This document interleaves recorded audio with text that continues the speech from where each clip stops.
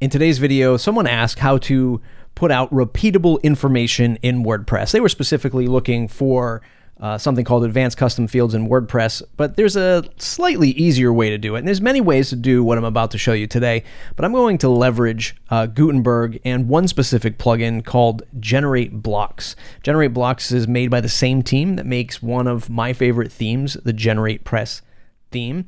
You don't even necessarily need to use GenrateBlocks to achieve what I'm going to do today. You can actually use built-in Gutenberg because we're going to leverage one major Gutenberg function called reusable blocks, and that's built into Gutenberg. GenrateBlocks allows us to just have some finer control and some fun things that core Gutenberg doesn't give us. And GenrateBlocks is free, and you can use it on nearly any website with Gutenberg installed. So I already searched for it, installed it. It's called GenrateBlocks. You can find it right in your WordPress repo. And we're going to create a new post. This is where we'll start to create our block. So if we go into a new post, I'll say this is a test. I'm just going to name this post for now.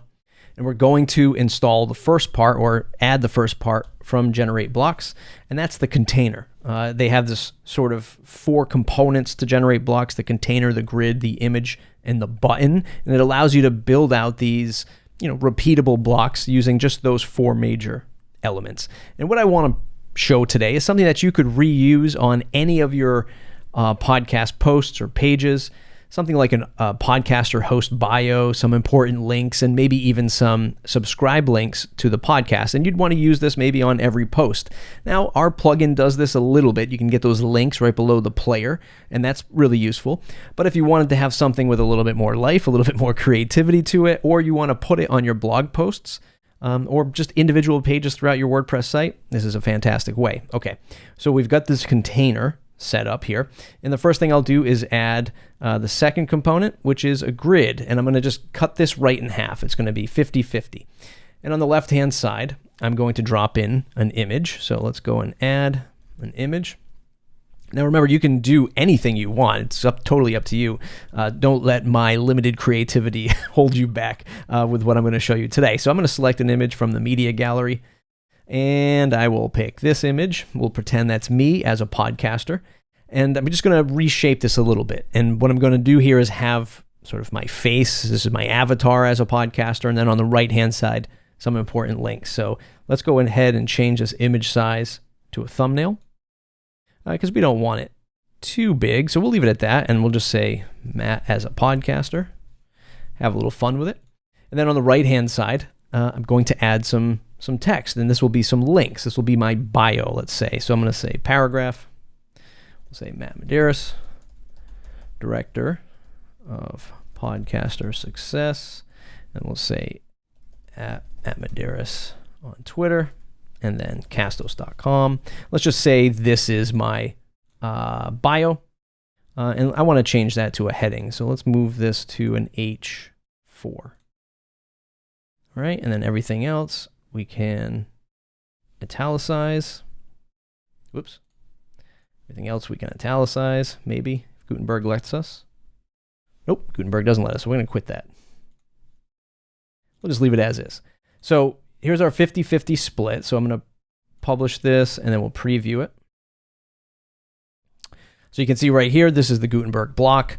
There's my avatar. This doesn't line up all too well with this. Maybe I can play with some of the layout there, but I'd have my name, my title, some links to social media and stuff like that. So let's go back and edit the post. Let's just see what other fun stuff, we can do with this.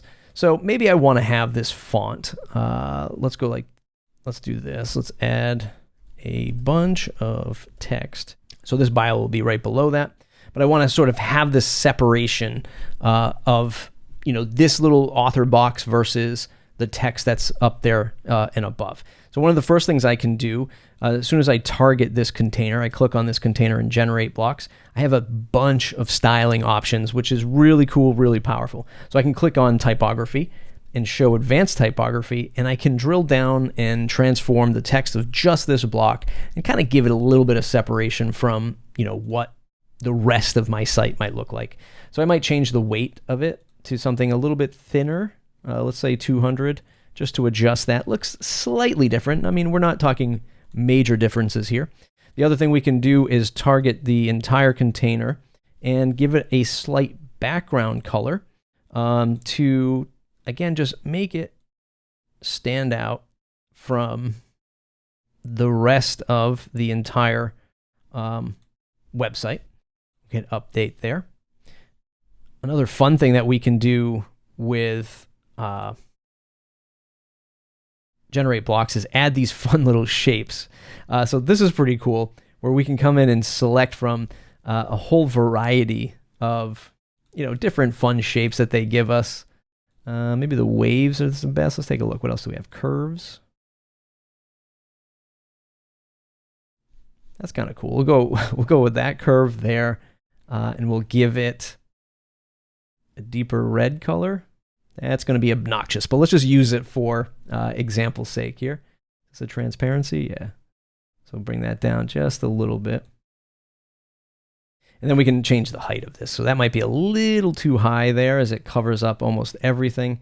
We certainly want it to go full width, so we'll bring that height down just so it's just wrapping just the bottom there. And this is looking pretty cool, at least in my in my eyes.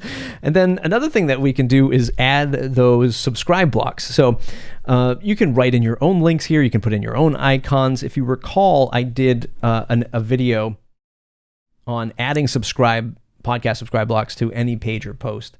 And that's in the form of a short code. So let's just go and grab that from the podcast subscribe blocks section. I'll link that video up if you haven't seen it. You can use that plugin for free as well. I'm going to copy this short code and go back to the posts. This is a test. And we'll add a short code here. Add that. It's not going to render in the background, so you're not going to see anything there. And I think what I'm going to do is add a spacer, because the space, I want to have a little bit of separation, say 50 pixels, from that top part. So when we look at the front end, we'll see the separation of those icons from the rest of the content. Maybe just bring it a little bit more to 30 pixels. And another use of this block, other than just promoting your in links to your social media and your bio, or maybe you have many hosts and you're making many blocks for many different podcasters on the show, is a sponsored link. So if you have sponsors, advertisers on the show, and you want to have these repeatable callouts, but maybe the advertisers swap out every month, you don't want to rebuild these blocks even every month. It's too much work. We'll add in, just say, a sponsored section here. So what we'll do is heading, and bring this up here. Brought to you by Castos. A little celebration. And let's update this. Let's take a look at what it looks like on the front end. And not bad. I mean, this is something that you would be repeating and reusing across your WordPress website. There is some definite standout, some separation from the rest of the theme that we see here. And of course, it's really going to depend on what your theme looks like and your design skills. Hopefully, they're a lot better than mine. Let's go back into the post. And the final thing we need to do is just save this. So let's go up to the Gutenberg controls up top, grab the entire container. And then on the Gutenberg options, we'll add this to reusable blocks. We'll call this podcast callout block, actually. Podcast callout block. Save that. We'll just update this post for the sake of it. And then when we go to create a new post or page section in your WordPress website, we can go to, we'll go up here.